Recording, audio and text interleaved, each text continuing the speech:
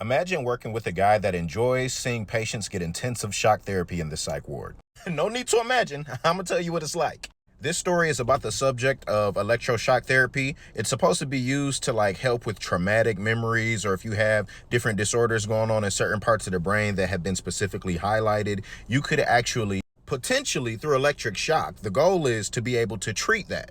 So if you've ever had electroshock therapy and it's worked well for you or hasn't worked well for you, I'd like to know. Let me know in the comment section if you're open. But yeah, so here we go. While I worked in the psych ward, this specific psych ward that I was working at the time had multiple campuses. And this campus that I worked at and picked up a shift at, they had an electroshock therapy unit. Well, not unit, but more like the ability to go to a certain place in the hospital to receive electroshock therapy. The other campuses didn't have that.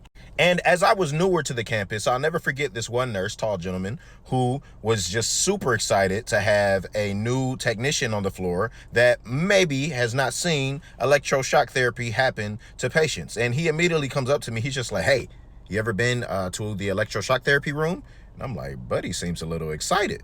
I'm like, "Nah, I haven't at all, actually." I was intrigued. I'm not gonna lie. I was intrigued. I was really new to the idea of this. I heard things about it. Of course, working in psych, I've heard other patients talk about it, but I've heard mixed reviews. You know, patients that told me they underwent it, a lot of them said it didn't work.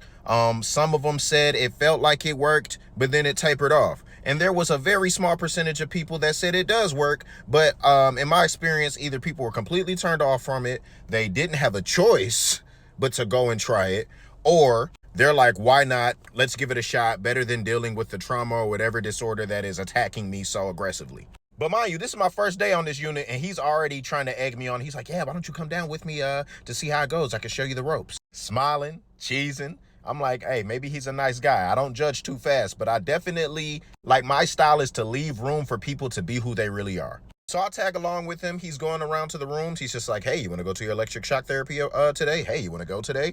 And he's like, "Actually, this woman, she has to go. She has no choice. She's court ordered." Which I'm like, "You can court order electroshock therapy?" We go to her room. He wakes her up, and she's just like, "No, I don't want to go. No." I'm like, this already seemed like something I don't want to be a part of, but let me see how far we about to go. Gets her up, puts her in the wheelchair, and then I noticed that he puts wrist straps on her, and she's strapped down to the wheelchair. Now, she wasn't putting up much of a fight, which showed me this wasn't her first rodeo.